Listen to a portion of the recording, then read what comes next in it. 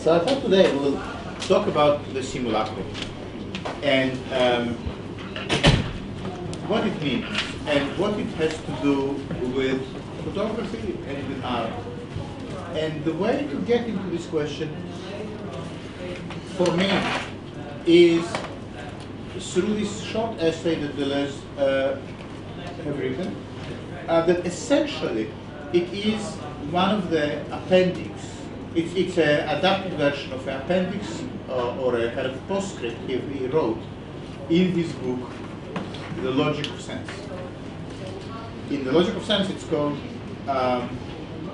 Simulacrum and Ancient Philosophy. But here it's called Plato and Simulacrum. Note also that this is translated by none other than Rosalind Krauss. Does this name ring a bell to anyone? Yeah. Rosalind Krauss is a very famous art critic. Generally, I think, quite traditional in her thinking. It's interesting how she also published a text later on that's called Photography and Simulacrum, which is based on her confession of Deleuze, where she argues that photography is a simulacrum, and I think that also shows that she really didn't understand the essay that she translated. But we will see about that as we go along.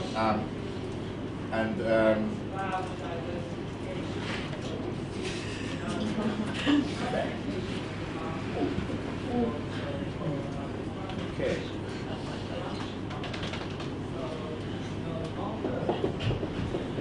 So, what is this notion of the simulacrum? I'm going to talk about it for a few minutes, and then we will go to the text. So I want to provide you with a little bit of a context and why we are looking at simulacrum and why so particularly this angle, because this is not a common angle.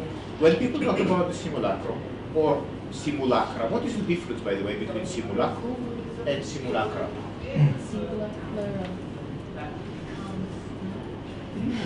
Simulacrum, what does it mean? Another word for simulacrum? Yes? Simulation? No? Relation? Simulation, good, yeah. Another word for the simulacrum? Simulacrum is the, oh, can you let's see? Simulacrum is the Latin rendering of a Greek word, phantasm. Phantasm, PH, phantasm. What phantasm means? Fantasy. Yeah, fantasy, yeah.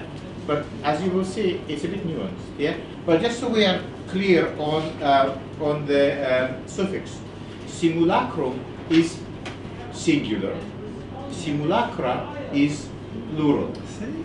Yeah, it's a bit like medium and media. Yeah, we don't say mediums unless we mean people who speak to ghosts. Yeah, we say simulacrum when we talk about the singular, and simulacra talk about plural. Yeah, so don't say simulacrums, for instance. Yeah, it's a easy mistake. Okay, so what is the story? Why simulacra, and where is it coming from? So, very briefly, for about 2,000 years, or maybe longer even, whenever you come to think about art, and whenever you come to do art history or art criticism, the basic paradigm inherited from Plato is that there are images and there is reality. Yeah, there is reality and there are images. Okay, and what is the relationship between the two? Copying. Copy, exactly. Huh? Subject, object, also good. Yeah. So what we are hearing, yes? Excellent. What we are hearing, the moment the field is set up in terms of real and image, you already should know by now that we are talking about a kind of binary model in which one side is more real, more anchored in the nitty-gritty of the world than the other. The real is more real than the image. Yeah? The image is second order reality. Yeah? It's a reflection. It's like a footprint. Yeah? So you have a foot. That's a real thing. It has a shoe on the end. And you have a footprint in the sand. That's the mark it makes. And the footprint is the image. Yeah?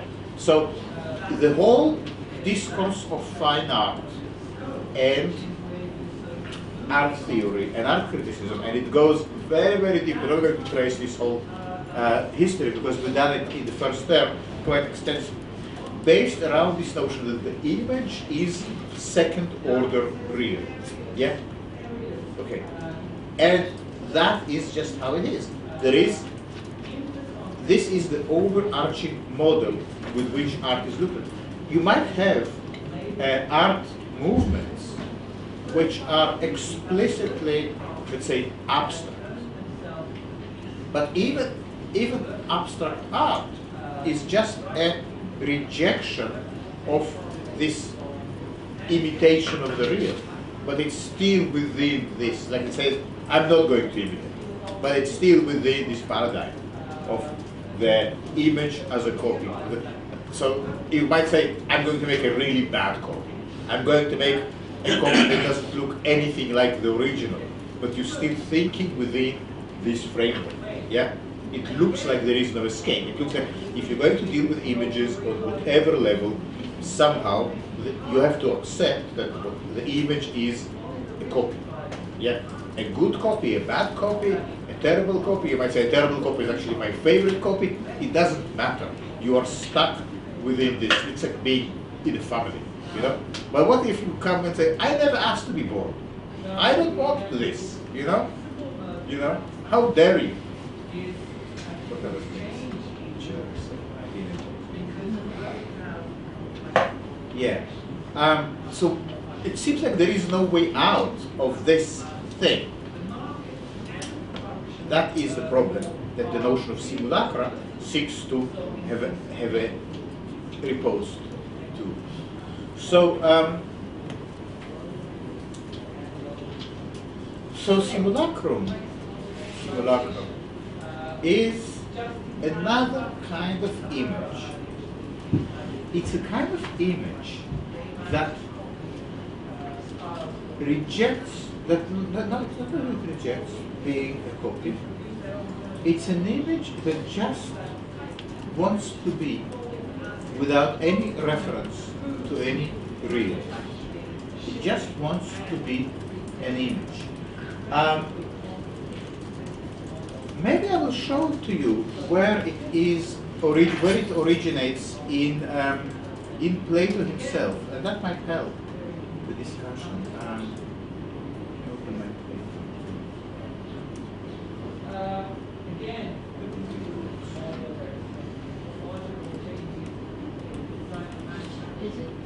Is it like when you decide to do an artwork, but then you don't make it, and then it's still in your mind, but it's not real? Is that considered to be simulacrum? Well, it's not about what is considered. As you will see, you can find elements of simulacra in any image. Yeah? Let's just park this question for a second, because we still need to understand here.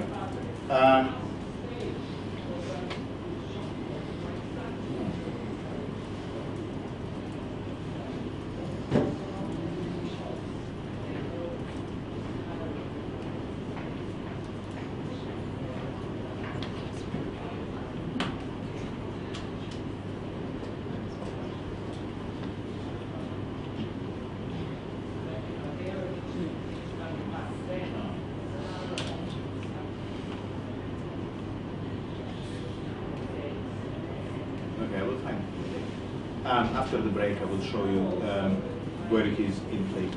But basically, one of the points where this notion of simulacra coming forward is in this dialogue that from Plato that's called the Sophists, in which there is a discussion about artworks, as it often happens in Plato. And in this discussion, they talk about a new form of artworks that appeared recently. These big, gigantic sculptures, like the Colossus of Rhodos.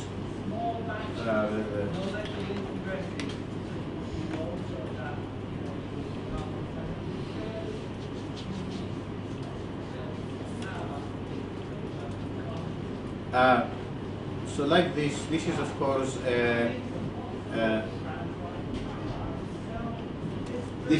simulacra, because the Colossus did not survive. Yeah, it was destroyed in an earthquake.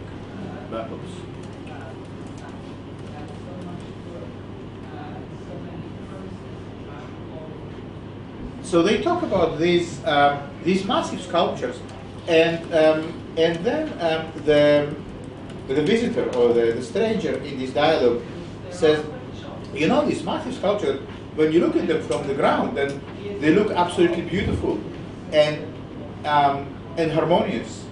But if you look at the face of a sculpture like this, at the eye level, so to speak, you see that it's actually completely distorted. It needs to be distorted so it will look real when you look at it from the ground. Yeah. It's also a bit like the door behind you. I don't know if you know, but do you know that the door has 3 hinges? Top, bottom, and middle. Yeah. And you know that they are not equidistant. That the distance between the top hinge and the middle one is larger than between the middle and the bottom. And you know why is that? It is so it will look like they are at the same distance. Yeah? Because the middle hinge is not at eye level, and you can take a ruler and you can measure it, and it is on every door. Yeah? That is simulacra. Yeah? It pretends to be, let's say, harmonious, or equidistant, or how should we call it? Equal, but in fact it isn't. In fact, it is a disturbance. As Plato will be saying, a monstrosity.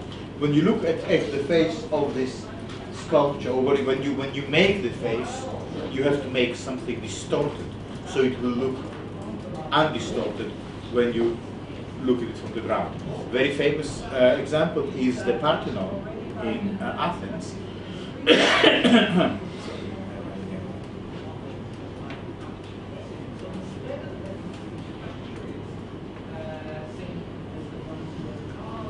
So the Parthenon in Athens, and that is actually there, and you can go and see.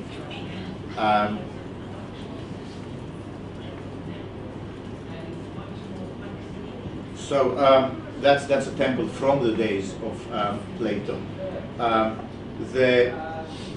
When you measure the distance between the columns, you realize the distance is not the same. It varies, so it will look the same.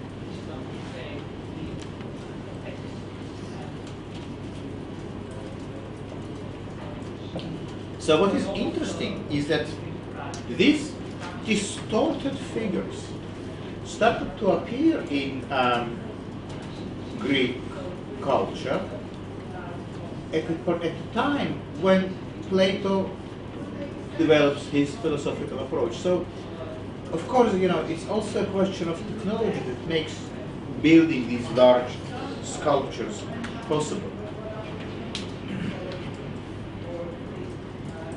Okay, now why is that important? Why is that even relevant? Well, this is the point of entry for Deleuze.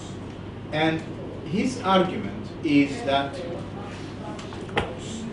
in Plato we can already see that there are at least two kinds of images. There are images that faithfully reproduce the real, that say, make a picture of a cobbler or a horse or a tree. Yeah? And in the Republic, Plato says, well, you could even take a kind of picture like this and put it in dim light, and some silly people would think that they really look at the horse or they look at the tree. Because these images are replicas of the real. Yeah? And that's all very well. But then there is another kind of image. It is not trying to be a replica at all. It is not attempting to be anything that relates to the real, but just has its own existence.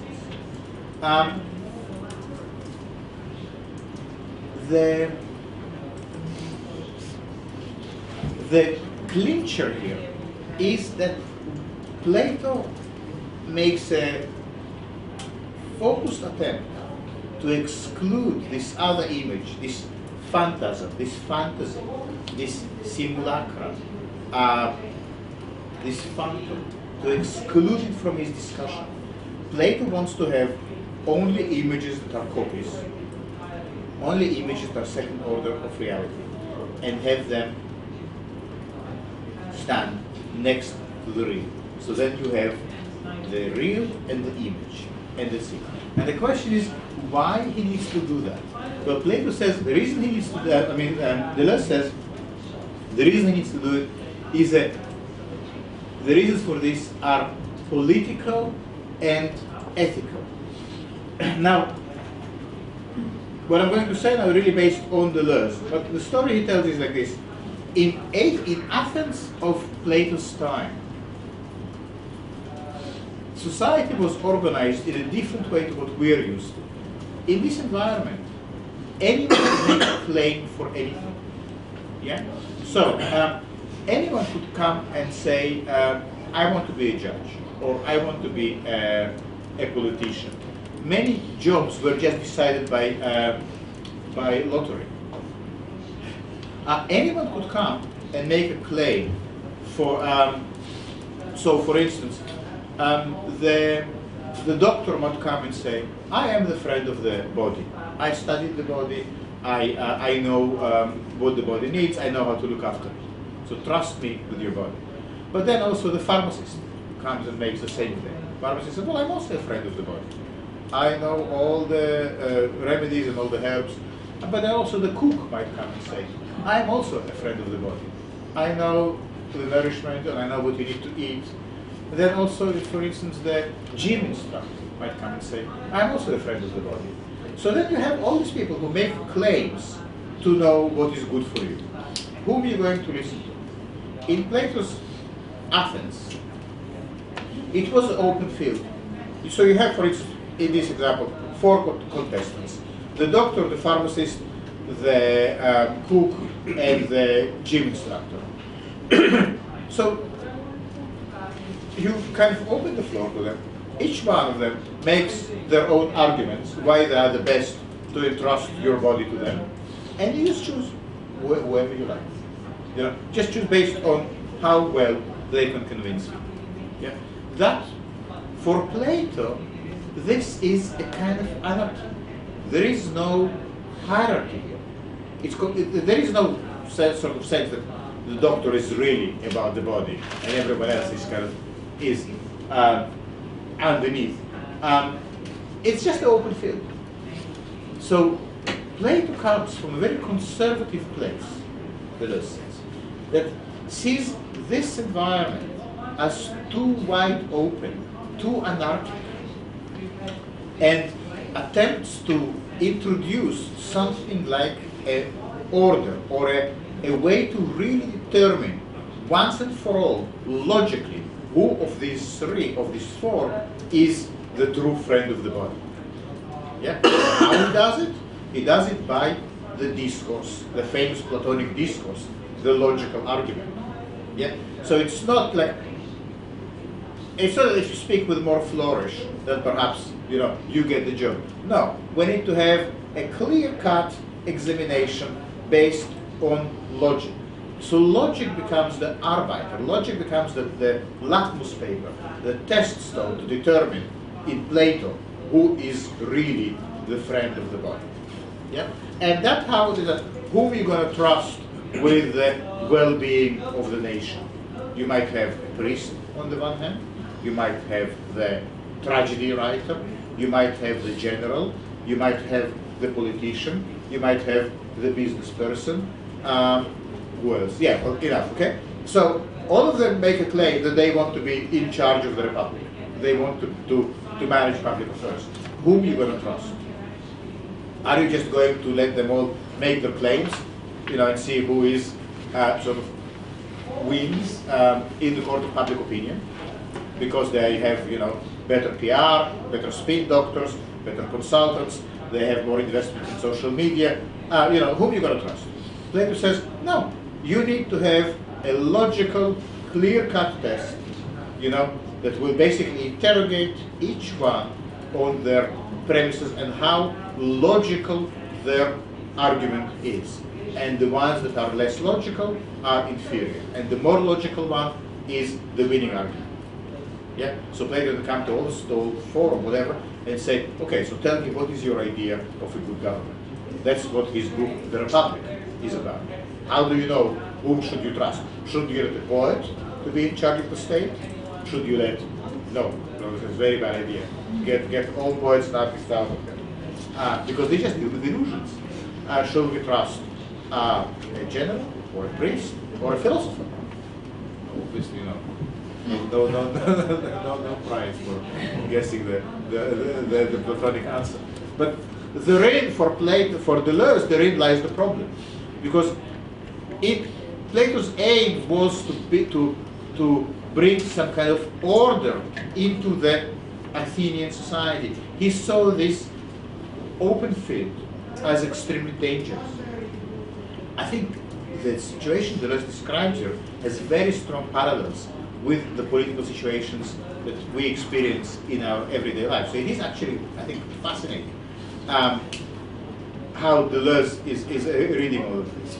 So Plato, in Deleuze's view, is a conservative force that wants to basically strong and stable government, that wants to bring things down to some kind of order based on logic and reason. Yeah, and that's okay.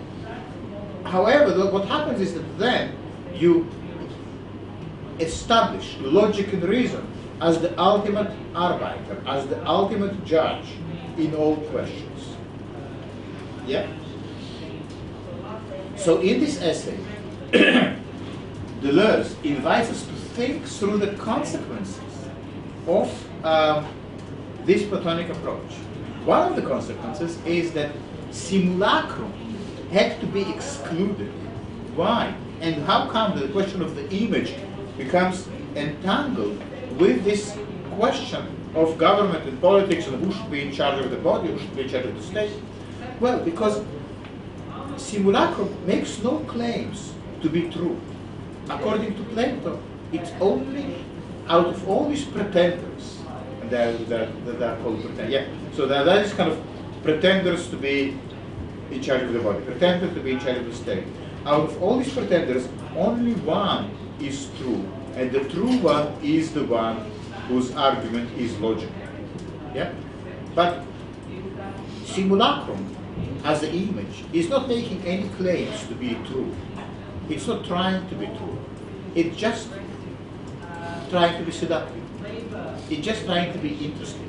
It's just trying to be. The simulacra image, like a dream, yeah, or a hallucination, or a fata morgana, yeah. You know what is a fata morgana? It's like when you are going in the desert, dehydrated, and then you see some oasis in the distance, and you think that really you finally found water, and you go there, and it's just your imagination. Yeah, that's fata morgana. But all these kind of trompe l'oeil, all these sort of fantasies. They don't make a claim, or a ghost, if you like. A ghost doesn't make a claim to be real. It just happens to be a ghost. Yeah? Now for Plato, this is deeply troubling, because these images that don't make any claim to reality, they disturb this model that he tries to set up of a hierarchical model in which reason is the clincher, reason is the Occam's razor, if you like, to decide who is true and who is false. Yeah? According to reason, you might realize that, for instance, the doctor is a better friend of the body than the gym instructor. Yeah, or the pharmacist, or the shaman. But the simulacrum is not participating in the game of reason. It's not making any claims for reason. It just wants to be. Yeah? And that suggests that this whole model is not wide enough. It's just dealing with a very narrow segment of reality. It's not dealing with all the other possibilities. Yeah? Now, people who argued against Plato, or people who Plato argues against in the philosophical environment, they were called the Sophists. Sophists, maybe you know this word sophistry. You know what is sophistry? What does it mean? Sophistry. Kind of false wisdom that makes things more complex than they really are. Yeah, if you make complex arguments that have a lot of kind of rhetorical flourishes, that are beautifully constructed, but they are not logical, you might be accused of sophistry, because it's considered a bad thing. That's what we got from Plato. But in the days of Plato, sophistry was not a curse word. It was actually a very respectable form of teaching and education for the young. Sophists, like Parmenides, for instance, were very famous and very, very rich. And they taught, not Plato taught, how to use logic to get to the truth. But the Sophists taught not how to use logic, but how to use rhetoric, how to win arguments by various rhetorical devices. Yeah. Now, what is rhetorical devices? People here who deal with the absurd might want to look at sophistry in the research. A rhetorical approach might be to try to somehow wrong foot your opponent by various somehow, by maybe personal attacks, by drawing out on something in their argument that doesn't make sense. So for instance, I mean, there was a kind of example that I read yesterday. Something to do with someone says. So in this argument, the sophist asks the other person, where is the chariot? And the other person says, well, the chariot is at the gates. And then the sophist says, well, but you just said the chariot, so it is in your mouth. Yeah? Now what do you do with something like that? It's annoying, isn't it? Yeah? For Plato it was so annoying because that he just wanted to completely kill this way of discourse. Yeah? However, you can see how the chariot is in your mouth is something that already sounds a little bit like an article. Yeah? So I think it's a nice little example because on what level it makes sense to say. On the level in which you refuse to distinguish between, let's say, words as symbols of real things. You say, well, everything is real. The chariot is a real thing. The word chariot is also a real thing. They all have reality. Yeah, it's not like one is a greater reality than the other. The chariot in my mouth is basically an image. Yeah, and the Sophist currently says there is no distinction between the image and the real. They are all things. They are all entities. They are beings. Yeah, it doesn't matter that Hamlet never existed. As a real person, you know, with the DNA, with blood, so you know, it's no matter. Hamlet is just as real as, you know, the Queen.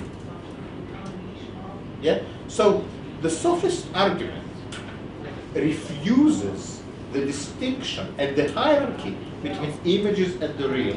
It says it's all just things. It's just stuff. Yeah. And it questions our tendency, and that's why, who was speaking about semiotics? Yeah, that's why I'm saying be careful with semiotics, because this it questions our reliance on semiotics to give us the truth. In semiotics, there is a very clear dividing line between signifiers and signifiers. Yeah, so we don't have really any kind of thing like that. But what is a signifier and what is a signified? The word chariot is a signifier. The chariot that you can actually ride or fix is a signifier. Yeah, and in semiotics they are completely different. There is a clear-cut threshold between them. Yeah, you cannot ride the signifier to the market. Yeah, you cannot park the signifier. Yeah, and the signified is not an image; it's a thing. Yeah, but for the Sophist, this there's nothing that says. But where is this distinction coming from? Okay, so you are saying that the signified, the signifier signifies that the word chariot signifies the chariot. Fair enough, good. But what signifies? Signifies. Yeah? So we get into this, you remember when we looked at Heidegger, and we looked at the is and the equal sign, and we saw all the problems that Heidegger identifies with identity, with A equal A, okay, fair enough, but what the equal to, we're not sure. It's somewhere in the head, it's reason, it's logic. We are back to the same story.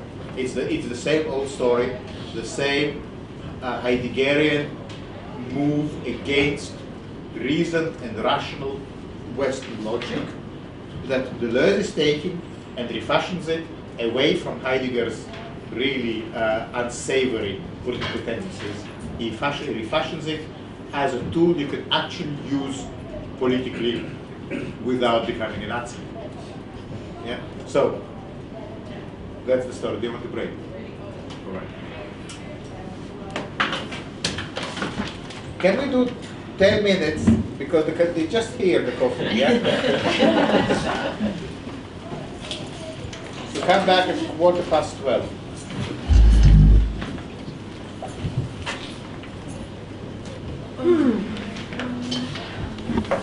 But September, I was ready in September once. Okay. It was so nice.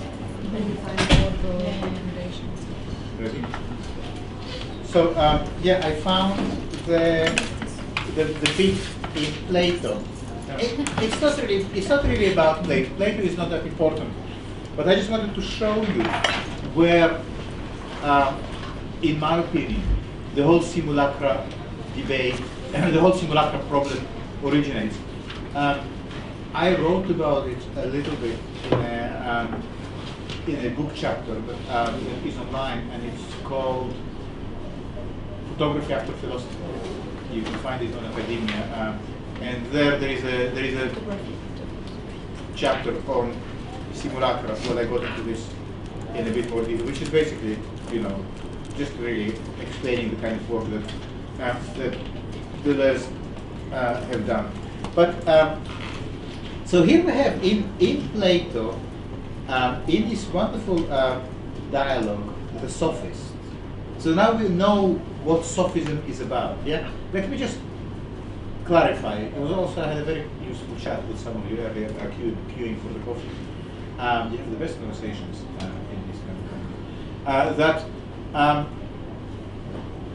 Sophism is not making any claims to be true.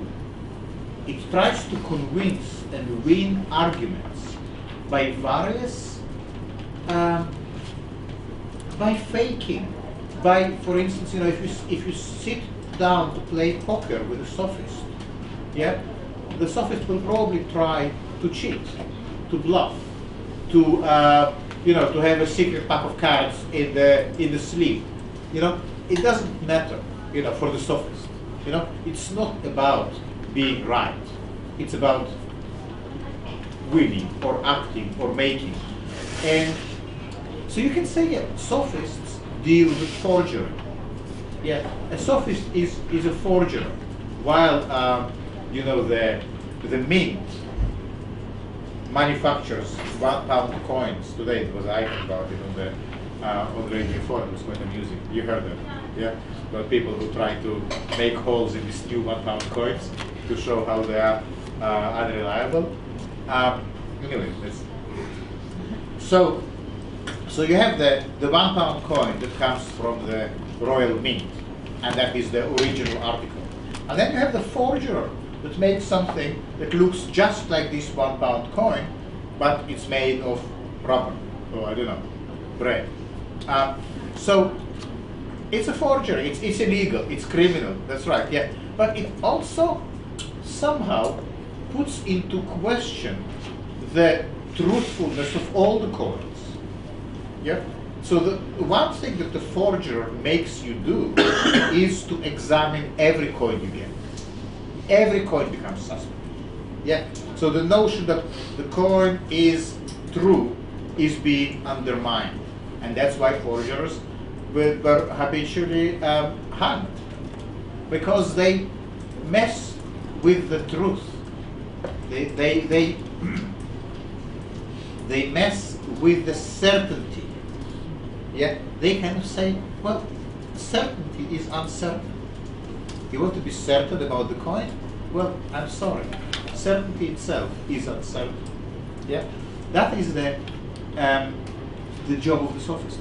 And what is the equivalent of the sophist in the contemporary environment? Lotus. Exactly. Thank you. Sophism. I'm being here a bit. It's a bit of a shorthand. But let's just say sophism is what artists do. When an artist makes an object, so traditional artists will make an object which is an imitation of the real. The traditional artist will make an object that will paint the horse, will paint the castle, will paint the soldier, yeah? And that is an imitation. Contemporary artist is just making something that looks like a chair, like a table, like a brick, like a stone, like a box, but it's none of these things. It just is. So you go to a gallery and you see something there, and if you go with your parents, they like, well, show us what we'll be paying the money for. Can you explain what it is? Yeah? And if you buy into that, then you will say, well, it is like a boat, or it is like a donkey. But really, it's none of these things. It just is. It's just a thing. So art, in the contemporary sense, in the postmodern sense, is not trying to imitate the real, it's trying to be the real. Yeah? It's not trying to be an image, it's trying to be an object. Think about Marcel Duchamp, the famous urinal. It's a kind of clear case of sophism. Do you see? Yeah? It's a urinal. It's not a picture of a urinal. It's not second order reality. It's the same reality. Guess what? It's reality all the way down. Yeah? It's reality all the way down. At no point reality becomes an image. The image is also reality. Yeah? The chariot is parked in your mouth. That's the sophism. That's the urinal. Okay. Now, see where it is beginning, this whole story, in Plato. So, we have Theaetetus, who is a young, handsome, beautiful boy. There are always handsome, beautiful boys in Plato. By the way, go and read in this next 3 weeks break that you have, or 2 weeks. Go and read the Symposium. The Symposium by Plato. Because I think we are doing injustice to Plato here. And I want you to read the Symposium to really understand how the burning love his students, his disciples feel for him, for Socrates. And the power of his thinking. And you will also realize that philosophy was really developed as a technique to seduce pretty boys. That was what philosophy was for. Philosophy was born as an art of seduction. It still works, by the way.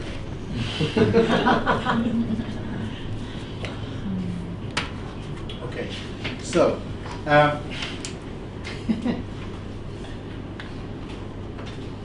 so going by visitor says here, I will read. Okay, going by the method of division that we used so far, the method of division is how to distinguish between a false claimant and a real claimant.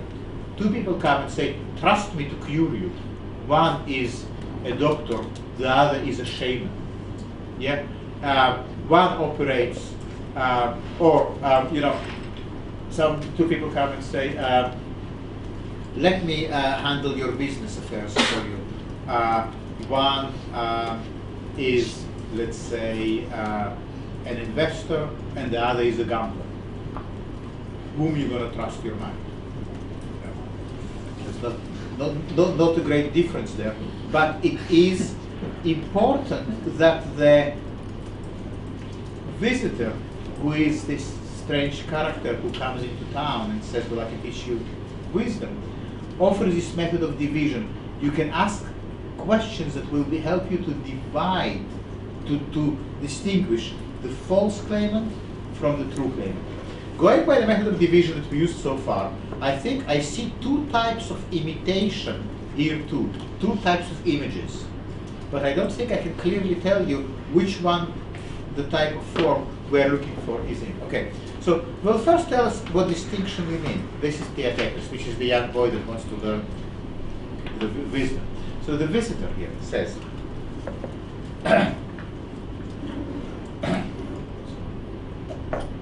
one time, Luke, can you read a little bit from the visitor here? Yeah.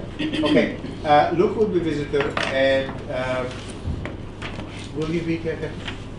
Yes. Okay. So start from here first.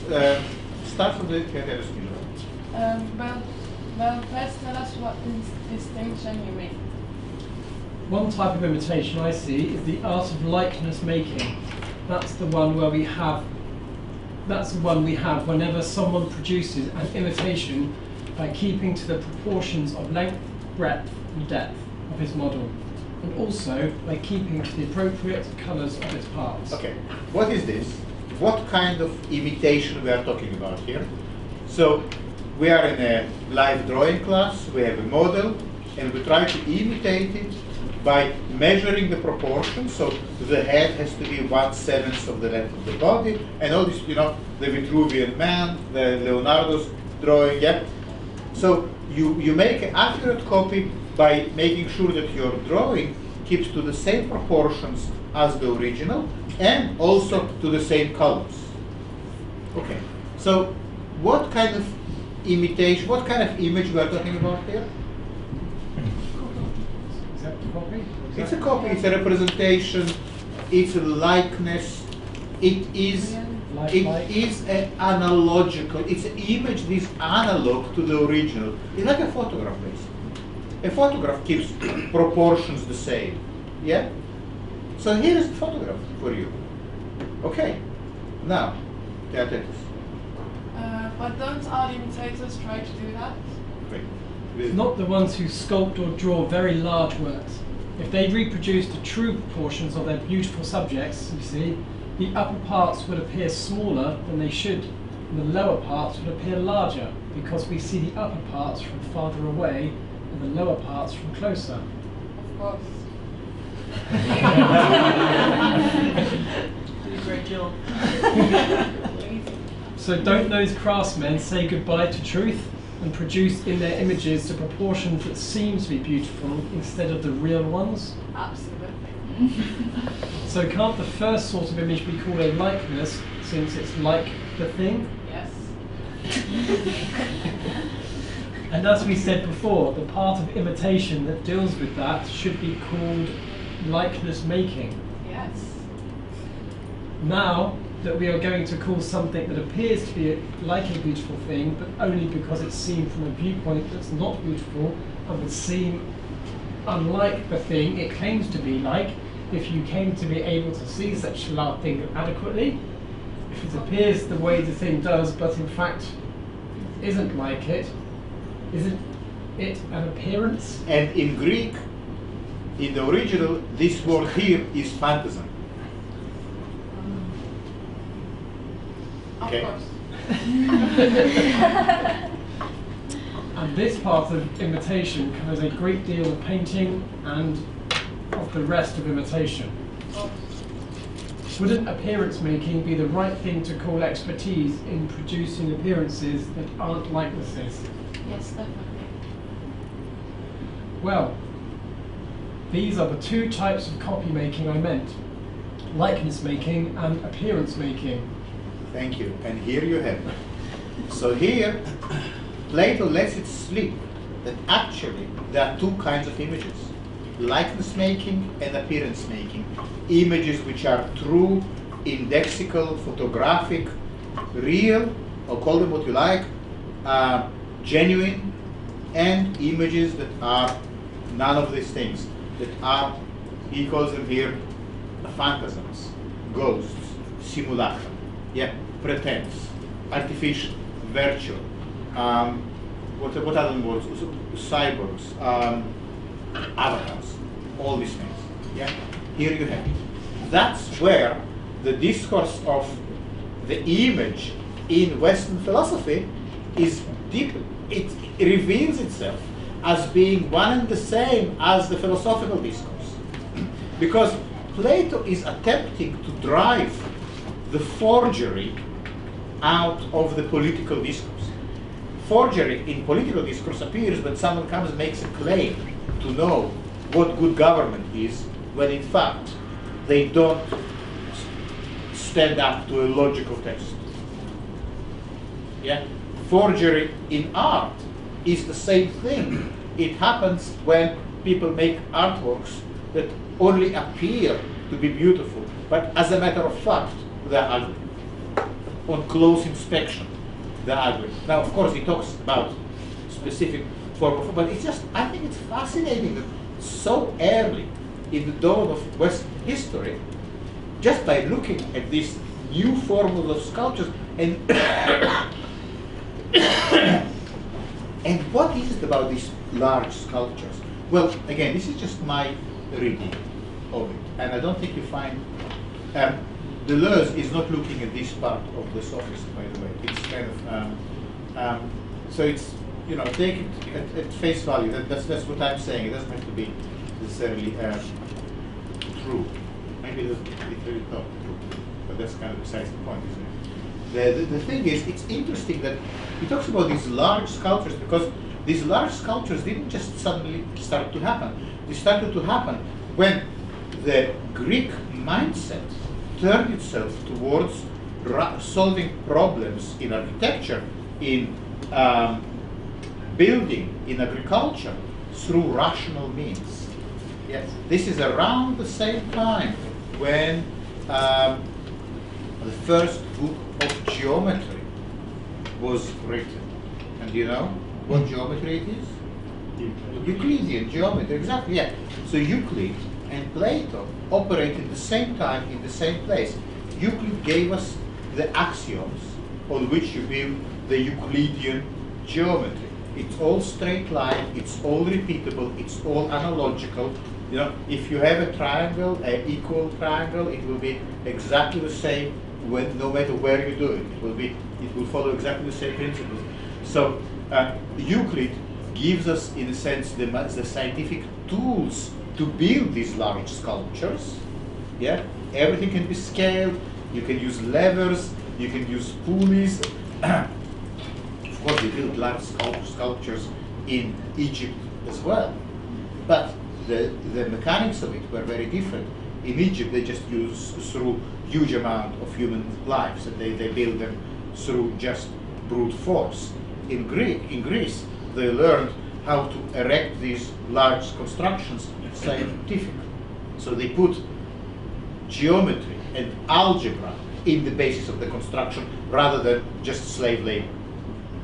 Yeah, and that's a big difference. Even though superficially these could look like similar constructions, I'm trying to give you the sense that something shifts, and suddenly at the basis is mathematics, is logic, is science. And you see that in architecture, in the Parthenon, in the Colossus. You see that in Plato's political discourse, and you see that also in art. So what is interesting here for me is that this is the moment where the philosophical discourse and the art discourse reveal themselves as being interlinked.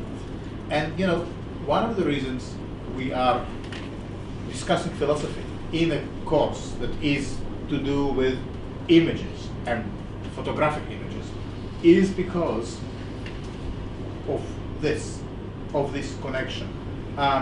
We are a course that deals in equal measure with the visual, with the political, with the philosophical, because they are the same kind of problems. Yeah. For Theatetos here in the Visitor, the images it's not really about the images. The images are just a way to build the understanding of the distinction between the true and the false, and then later it gets applied to basically politics. Yeah, because ultimately the question is: are you going to trust Socrates, or are you going to trust the Sophists? Who will you take as your teacher? Yeah, and it's a question that Linda, that Foucault is later dealing with in The Courage of Truth, that you will see.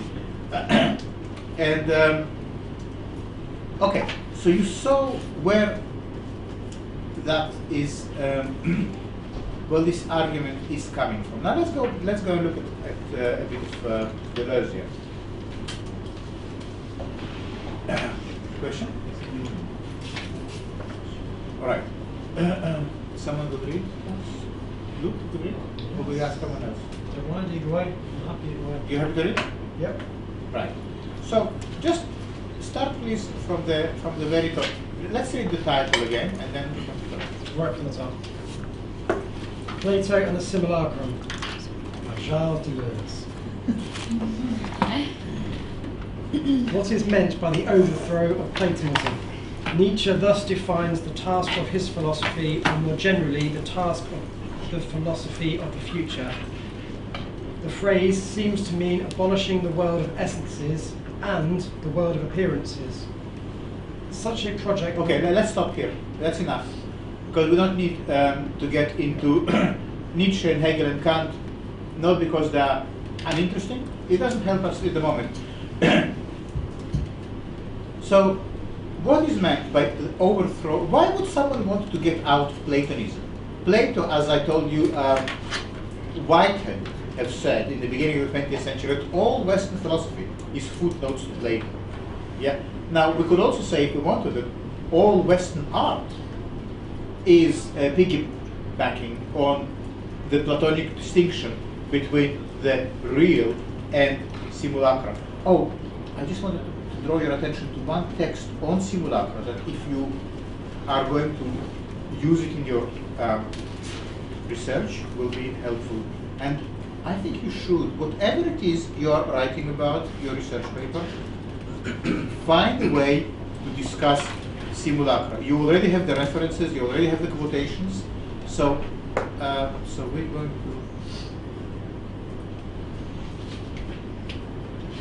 Yeah.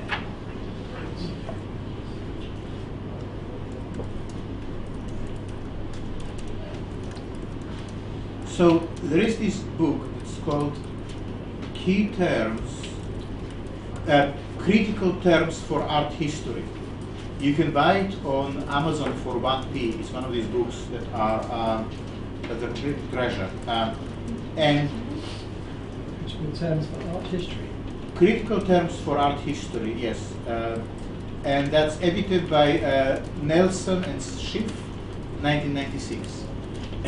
So Michel Camille, who was a very interesting medieval historian and died very young, he wrote the section on simulacrum, and it is wonderful, absolutely wonderful.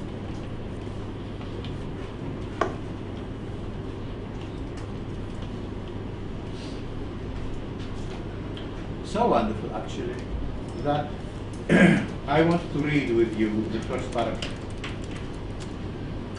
So we're going to park Deleuze to one side and look at this.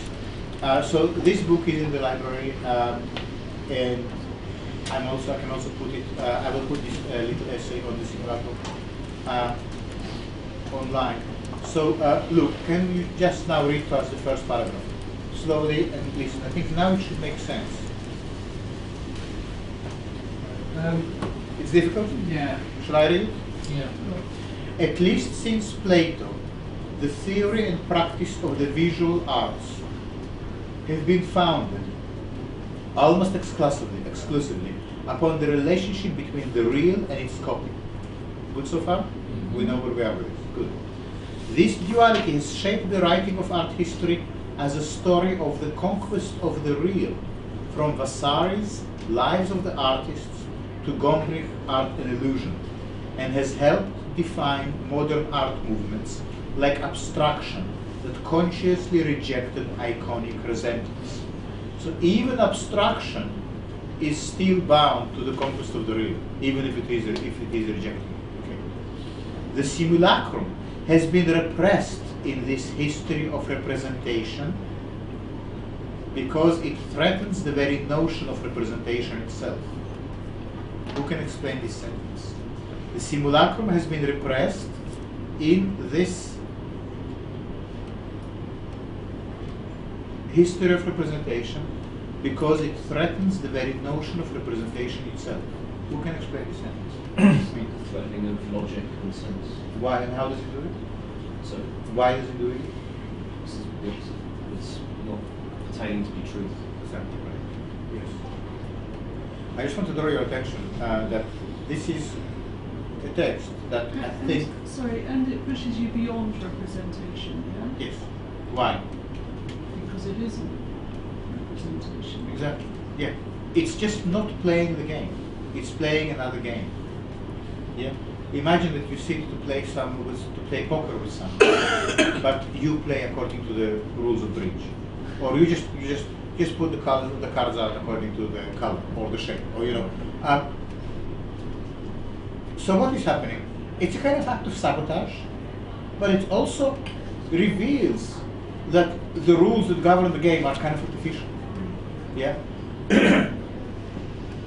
Okay. So the simulacrum has been repressed in this history of representation because it threatens the very notion of representation itself. Any questions about the sentence? Do you understand? Yes? Yes? Yes? Well, that's great, because I think, you know, that's what that shows to me that you are thinking philosophically. This is complex stuff, you know, and yeah, good. This is because it subverts the cherished dichotomy of model and copy, original and reproduction, image and likeness. That's what simulacra does. It subverts this dichotomy. It also subverts the dichotomy between gay and straight, for instance, or male and female. For while the mimetic image has been, what is the mimetic image? The imitation, the copy, the reproduction, the photographic image. While the photographic image has been celebrated as an affirmation of the real, yeah, famous claim of photography, yeah, the simulacrum has been denigrated as its negation. An image without a model. Think about the urinal. An image without a model. Lacking that crucial dependence upon resemblance or similitude. The simulacrum is a false claimant to being, which calls into question the ability to distinguish between what is real and what is represented. Okay? The simulacrum also disturbs the order of priority, that the image must be secondary to or come after its model. For these reasons, in ancient and medieval discourse on the visual arts, the term was always used negatively to define things that were deemed false or untrue, the idols of the other, as against the proper icons and images of our churches and institutions. The simulacrum is not only the other of truth, is also the other of God. It's the paganism. Yeah? Then, for half a millennium, the term went underground, hidden under the surfaces of lifelike statues and naturalistic paintings produced by a platonically driven high art. Culture that prioritized the idea over its object and focused upon the role of the artist as secondary copier of nature rather than the status of the copy itself. Only since the 1960s, in response to a breakdown in the solidity of the real, its massive mediation by new technologies of the visible, the increasing numbers of images permeating everyday life, and concomitant transformations in what is considered art, have philosophers, critics, and most crucially artists themselves returned to the repressed term simulacrum and revived it as a crucial concept for interrogating postmodern artistic practices and theories of representation. That's a good paragraph, huh? Yeah. So, if you think it's a good paragraph, try to write one like this about whatever it is you want to say. It is a paragraph about simulacrum, but you might be writing about spaces, you might be writing about artificial intelligence, you might be writing about intimacy. Rewrite this paragraph just by replacing some words. Okay, it will be a forgery, but that's okay, you know, because simulacrum is what we're dealing with. Yeah, rewrite it around what it is that you want to say. Here we have a little bit of a historical look back and a little bit of a look forward, a sense of the complexity of the term, yeah, how it had to have a certain meaning, then got forgotten and went underground, and now gets resurrected and acquires a new dimension, and that's why the essay is being written. Your essay is being written because you identified something that deserves another glance, so to speak. Yeah? So you can use this structure. That's about 200 words, 250 words here. That's paragraph. So just do something like that. You can just start by copying it and replacing some. Maybe instead of Plato, you might have Heidegger, or you might have, I don't know, Joseph Beuys. It doesn't matter. Yeah? But just see how all the materials, how the references to some key texts and key artworks appear. Just use that to frame your thought around this scaffolding. Any questions? So, back to Deleuze. So,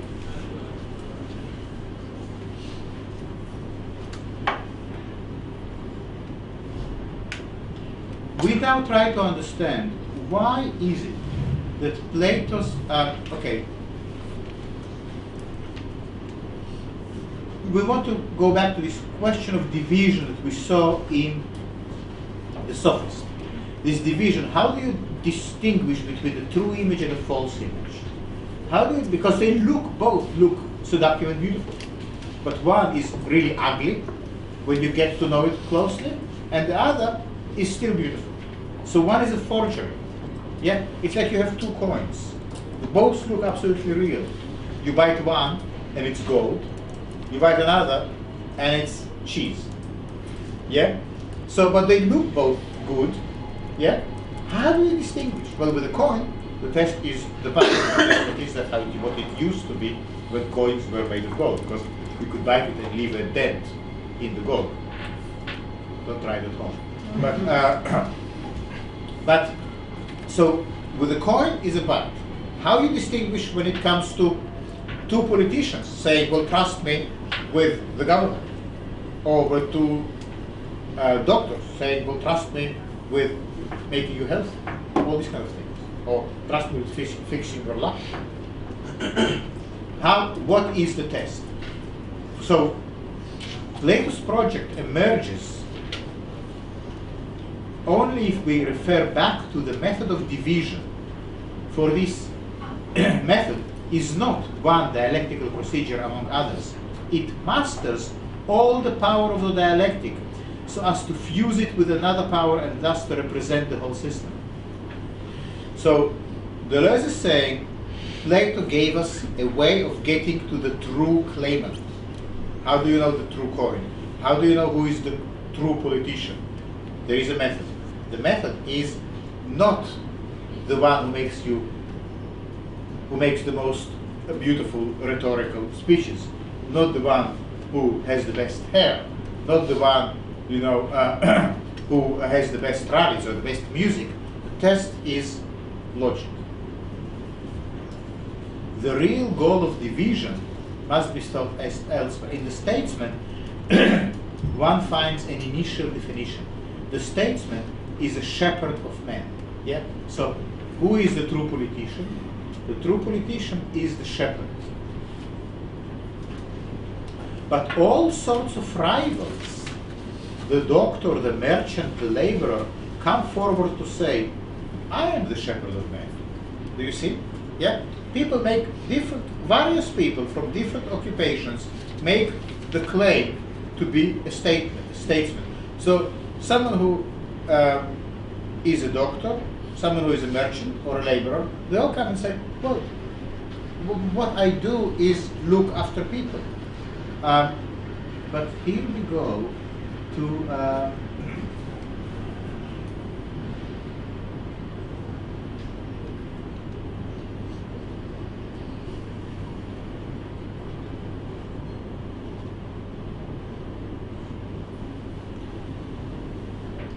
So, can you read to us, look, from here, we are on page 47 in the bottom. We have proceeded then from a first determination of the Platonic motive to distinguish essence from appearance, the intelligible from the sensible, the idea from the image, the original from the copy, the model from the simulacrum. But we have already seen that these expressions are not equivalent. The distinction moves between two sorts of images. Copies are second-hand possessors, well-grounded claimants authorized by resemblance. Simulacra are like false claimants, built on a dissimilitude, implying a perversion, an essential turning away. Good, perversion. Excellent. So, what kind of artist are you? Are you the artist who makes copies, well-grounded claimants, authorized by resemblance? Or are you the artist who makes false claimants, implying perversion and essential turning away? Yeah? You can choose. It's fine to be either, or both. Yeah? What is important is you have the choice. You can make work that draws its authority from being a copy of an original. That's fine, if that's what you want. Or you can be a pervert, someone who turns away from this whole original copy, someone who is working with the paradox, the absurd, the violence of the dissimilitude. Okay, so just think about it. And if you are going to write about an artist in your research paper, you could apply this criteria. So, for instance, I don't know, anyone here has an artist in mind that they're going to work with or write about? So, someone mentioned you spoke about Yoko Ono. Yeah. Well, it would be interesting to look at Yoko Ono from within this, because she clearly does both, as everyone else. Yeah. It's precisely the way the paradox and the perversion are combined with verisimilitude and truthfulness that creates perhaps the power of her work. It's precisely the right quantities of these two things. It could be one approach to look at someone you are interested in. Okay, look, carry on please. It is in this sense. It is in this sense that Plato divides the domain of the image idols in two. On the one hand, the iconic copies, likenesses. On the other, the phantasmatic simulacra, semblances.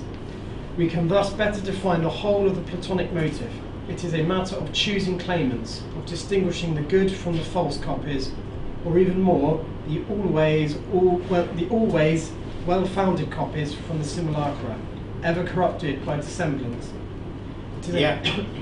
Just a second, because I have a thought here about Matthew's research paper, which is all about scale, because I'm thinking again here about these very large statues. So it could be Matthew, because Plato was saying about these colossal sculptures, and they seem like a scaled up sculpture. So it could be that the scaling up is what creates the ground of simulacra. So it may be scale and simulacra are in some way linked.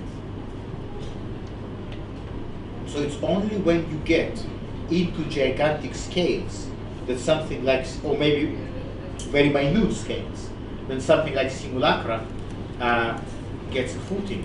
And it's also quite interesting. So perhaps then scale, you could also link it to the Kantian sublime.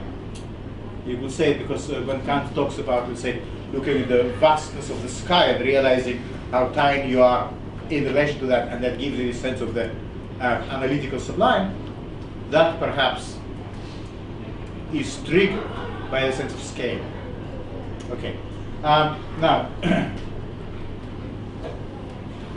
Luke, are you ready, or should we get you a replacement? Not generally, just yeah, I can carry on. So try here from. Are you okay with the text so far? Any questions? The greatest manifest duality.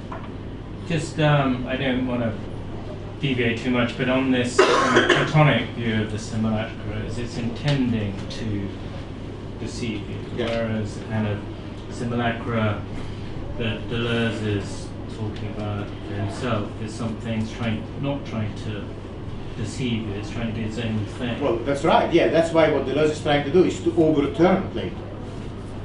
For Plato established simulacra as basically a forgery. So he labels simulacra as something negative that needs to be driven out of the discourse and basically forgotten about in order so we can proceed distinguishing between the real and the copy. That for him was the proper task of the philosopher. Not various forgeries just confuse the picture. Deleuze says, well, he doesn't say we need to take this Platonic model and run with it. He says we need to overturn Plato. And what overturning means? It means to restore to simulacra its rightful role, not as some kind of forgery we need to ignore, but as something, but as a rightful image or a rightful dimension of existence. So you're right that Plato, that Deleuze here is working against Plato. But I meant they were talking about they're using the same word to Yes. refer to two different things. Because what Deleuze is doing is he's trying to reclaim this term, to get it, yeah, and to give it a meaning which in Plato is suppressed.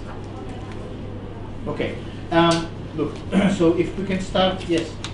Yeah, I was just curious in terms of the example you gave of scale of extreme height or extreme sort of smallness. In terms of thinking about a simulacra as that is there within that example, it would just disrupt the standardized model of there is a standard height for an artwork. Is that what you were suggesting? Not so much. No, what I'm trying to. What I was thinking about is that when you so you can increase the scale of something, and for a while it will look that you just slightly that you gradually add bits, but essentially the nature of the thing doesn't change. Yeah. So you can, let's say, you might have a network, several computers connected, and then you might add a few more computers connected. It's basically the same thing. But at some point, when network becomes so vast that it encompasses, let's say, the whole world, there is a qualitative shift. Yeah, it's almost. Let me give you another example of scale, which might be also interesting. So you have 1 liter of water. You put it on a burner, and you start warming it up. Yeah. So gradually the temperature increases, 35, 38, 36, 37. Do you know what is the amount of energy it takes to heat 1 liter of water by 1 degree? What is it called? Joule. Sorry? No. It's called a calorie. Calorie. 1 calorie is the amount of energy needed to heat 1 liter of water by 1 degree. Yeah?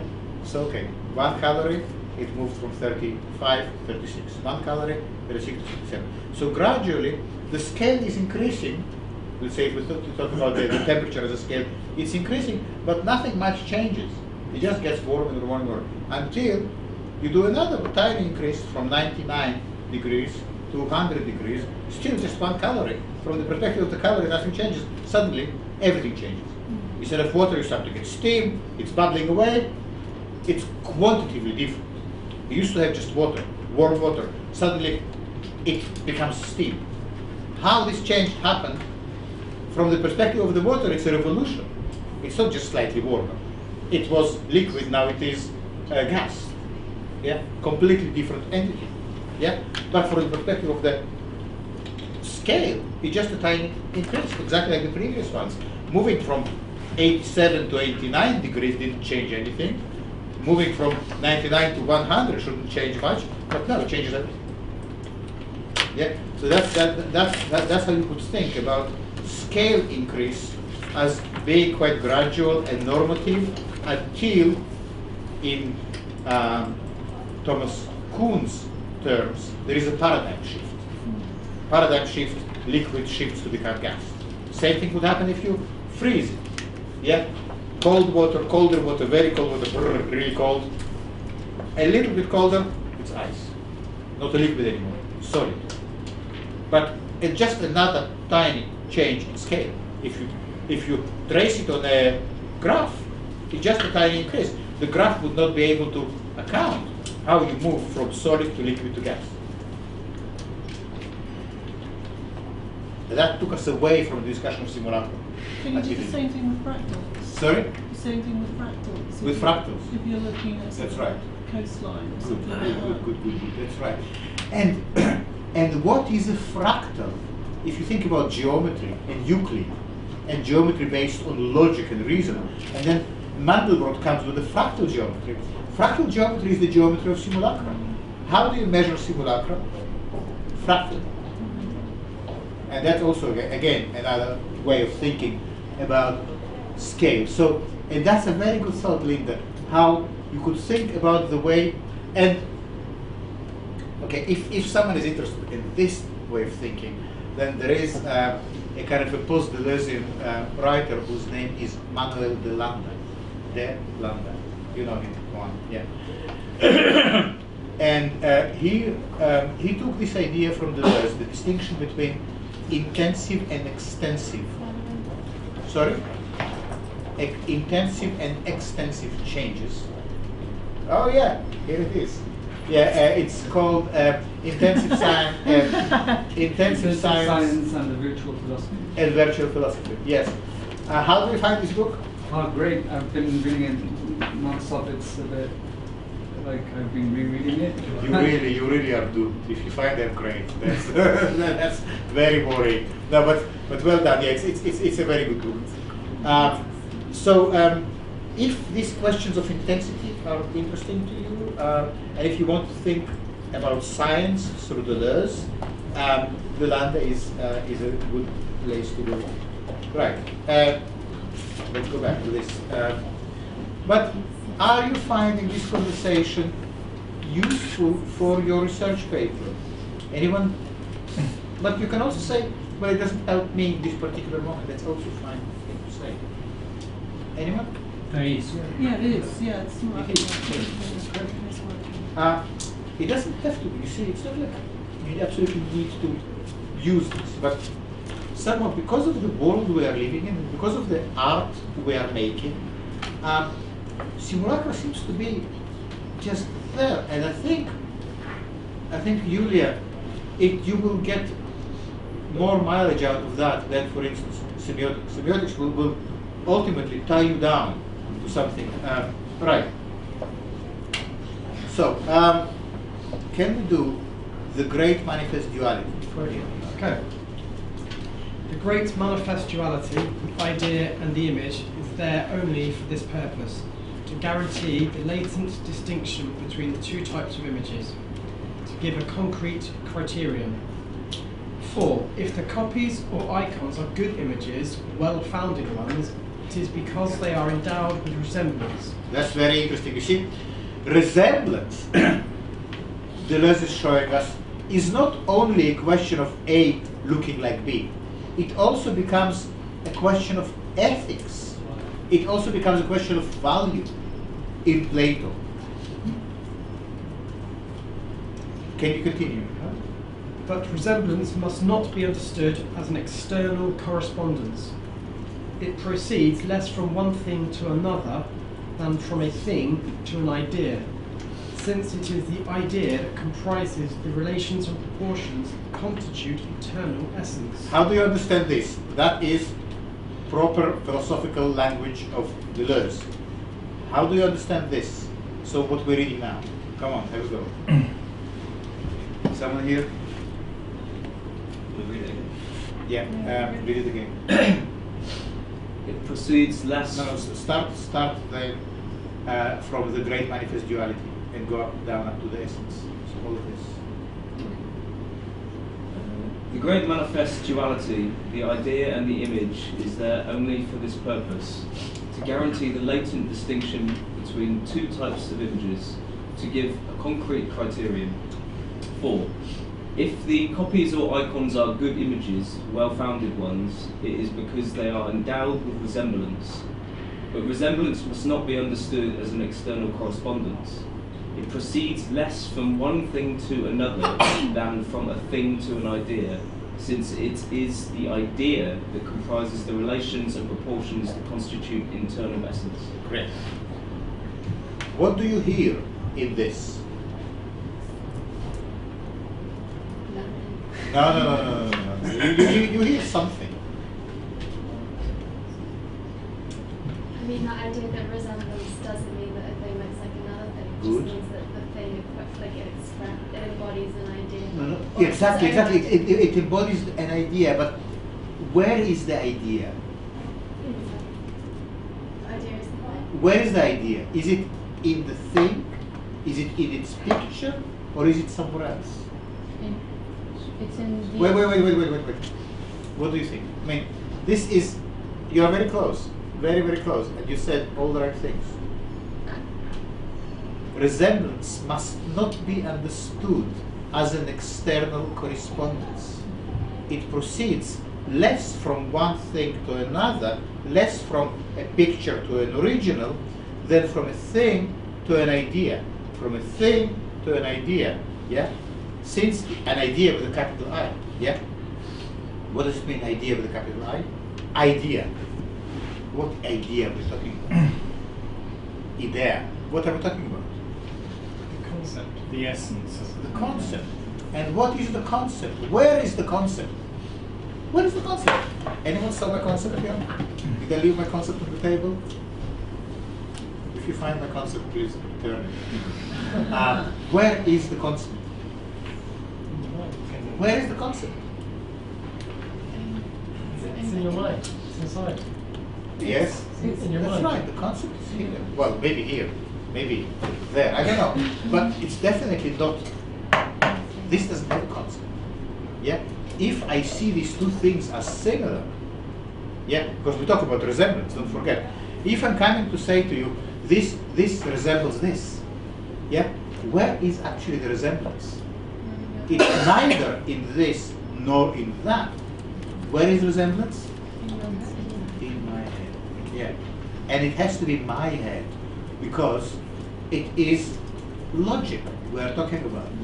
It's logic that operates by saying A resembles A. Yeah? So resemblance or is an idea, or as Luke said, is a concept. It's very good. And for that reason, it is external to both the image and the object, and it is the idea that comprises the relations and proportions that constitute internal essence. So the moment you have resemblance, the moment you say a picture resembles an object, the moment you say, oh, this is a beautiful landscape of whatever, yeah, you already brought in the notion of the subject who owns the concept of resemblance. Yeah? So the notion of the subjectivity that can operate with the conceptual tools of resemblance and identity is already inherent, built into the notion of the idea and the image. Okay.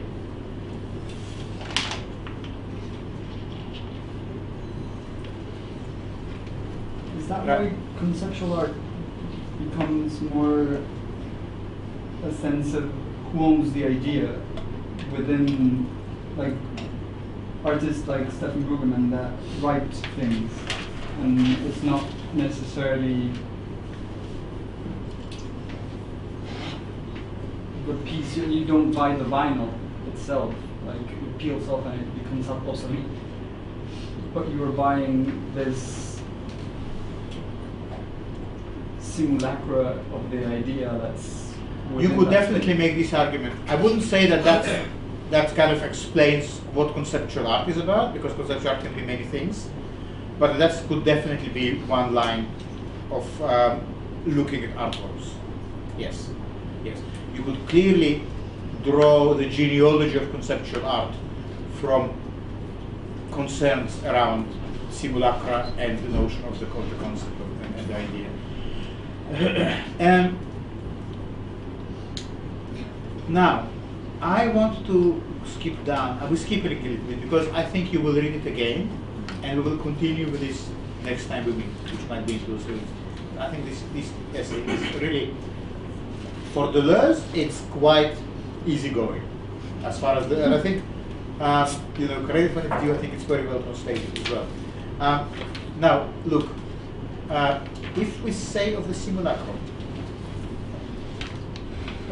If we say of the simulacrum that it is a copy of a copy, an endlessly degraded icon, an infinitely slackened resemblance, we miss the essential point, the difference in nature between simulacrum and copy, the aspect through which they form the two halves of a division.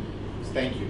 Now, the background to this is that Deleuze here has an argument with another way of thinking about simulacrum. And if you were unlucky enough to do media studies in your salad days, or if you just lived through the 90s, not as a toddler, then you probably encountered simulacrum in the Baudrillardian sense, in the Baudrillard sense of simulacra and simulation, just so we are clear what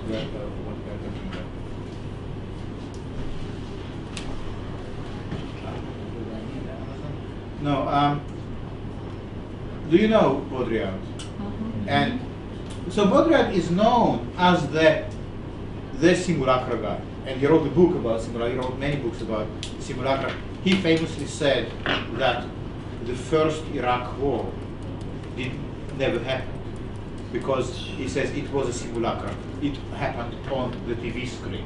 He was talking about these missiles equipped with a camera that failed, up to the point when they hit the house, and how you sit in your home watching this happening in real time. He basically said the war happened on the TV screen. That was its reality. So it was. So Baudrillard's notion of simulacra, he said, he distinguishes between four orders of reality. So for Baudrillard, first there is the real, then there is the copy of the real, the Platonic copy of the real. Yeah. So then we have pictures of the real, but that still bear some resemblance to the real.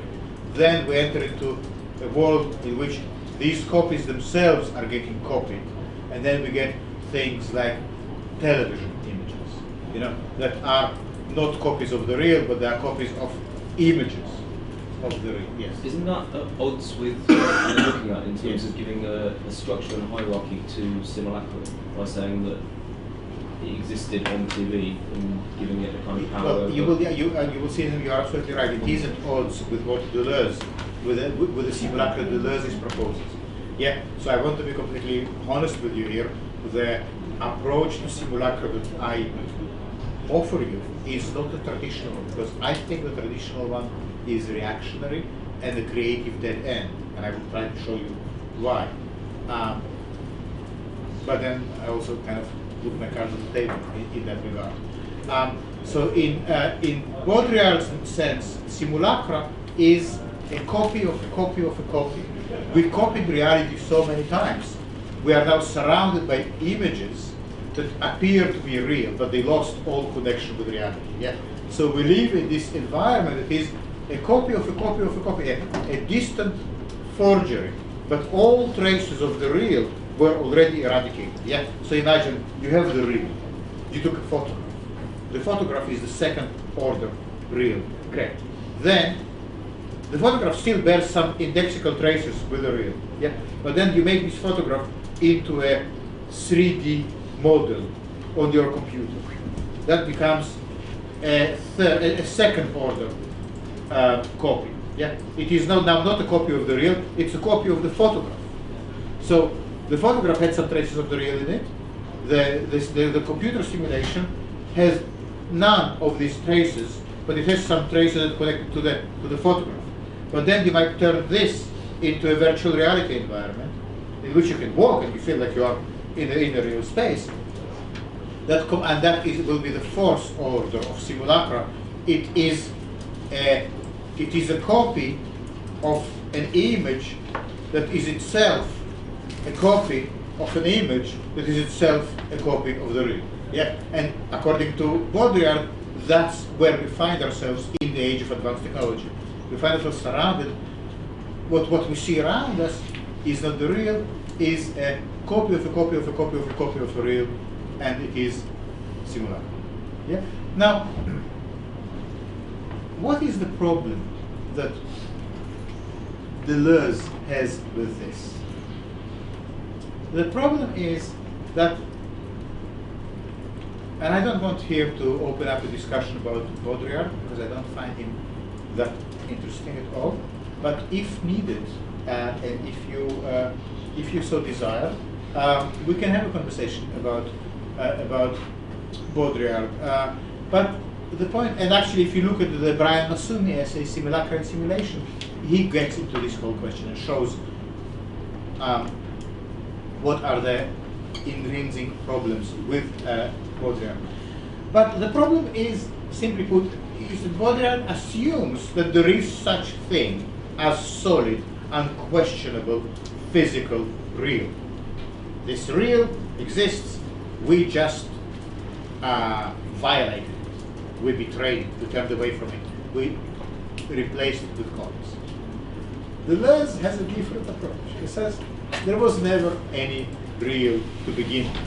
all we always had is narratives and versions and copies. So can you give me another 5 minutes? Yeah, I'm sorry, but I just need to get this thing. Okay, so here, look, so Luke, can you read to us this narrative again, please? If we say of the simulacrum that it is a copy of a copy, an endlessly degraded icon, an infinitely slackened resemblance, we miss the essential point. So that's where basically he has in mind Baudrillard, as you. Yes. The difference in nature between simulacrum and copy, the aspect through which they form the two halves of a division. And just carry on a little bit.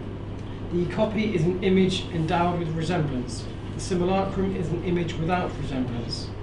Okay, so you see, for Baudrillard, even when you are in a simulacrum, in a simulated environment, it's still a degraded copy of something authentic, of something. There is a kind of gold standard, Baudrillard says. Ultimately, if you peel off all the layers of simulacra, you will find beneath some kind of kernel of the real. Yeah? How this approach translates to art?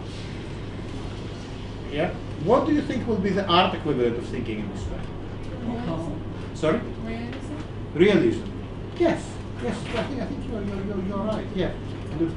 Do you see when Deleuze said it's realism? Yeah. So what would be, but you know, virtual reality is also realism.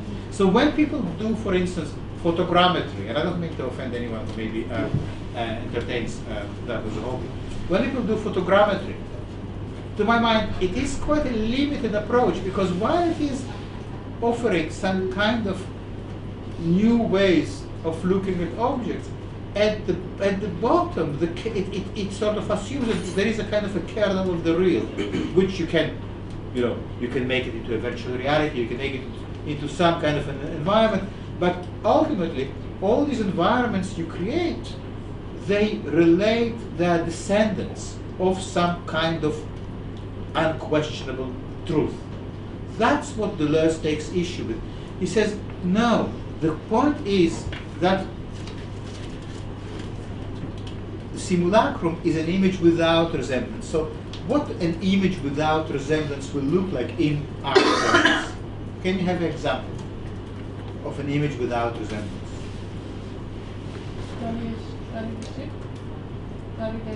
Dolly the sheep. I like that. Well, and it's a great thought to look at Dolly the sheep as an artwork. I mean, then you could write about it. Yeah, because maybe it is kind of accidental art. Great. I mean, would you write about it? I think you should.